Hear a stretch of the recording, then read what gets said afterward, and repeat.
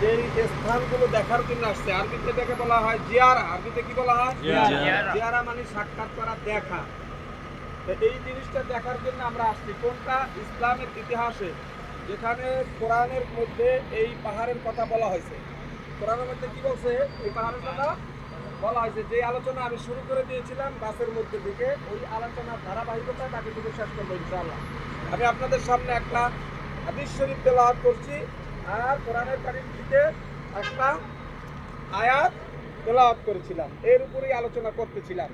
সেখানে আল্লাহ তাবারক ওয়া তাআলা বললেন, ইয আখরাজাহুল লাযীনা কাফারু সানিয়া ইসনাইন ইয হুমা ফিল গার ইয ইয়াকুলু লিসাহিবিহি লা তাহজান ইন্নাল্লাহা মা'ানা। আল্লাহু আকবার বলেন। আল্লাহু আকবার। আল্লাহ বলতেছেন আমাদেরকে মনে রাখবেন, কোরআন নাযিল হয়েছে এই মক্কায়, এই আয়াতটাও নাযিল হয়েছে। অতএব কারণে আপনি যে এখানে আসছেন, এখন আপনি মনে করবেন যে আল্লাহ যেন আপনাকে বলতেছে।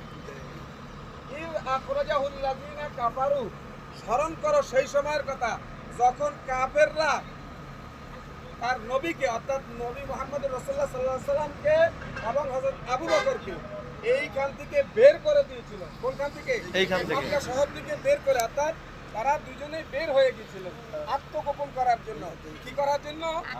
মেরে ফেলবে, এই জন্য আত্মগোপন করার জন্য এই রাস্তাটা দিয়ে হেঁটে এসছেন।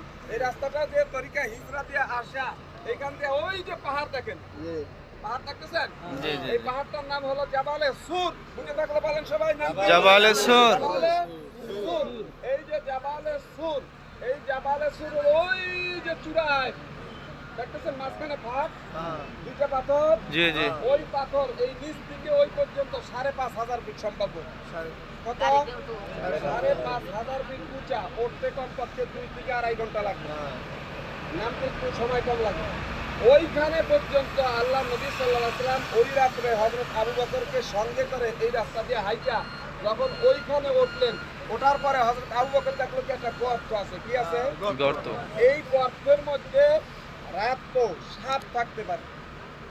এই জন্য হযরত আবু বকর নিজের রুমাল বা পাগড়ি যেটাই ছিল ওইটা ছিঁড়ে ছিঁড়ে ছিঁড়ে ছিঁড়ে, আপনারা শুনছেন না? শুনছেন, পড়ছেন, আজকে সেই জায়গায় এসেছেন। আলহামদুলিল্লাহ বলেন। আলহামদুলিল্লাহ। মিত্রগুলো আটকাইছে, আটকানোর পরে ডাইন রানটাকে দিয়েছে, আর বাম হাঁটু দিয়া পাও দিয়া পায়ের গোড়ালি দিয়া একটা গর্ত বাকি ছিল, ওইটা আটকায় দিচ্ছে।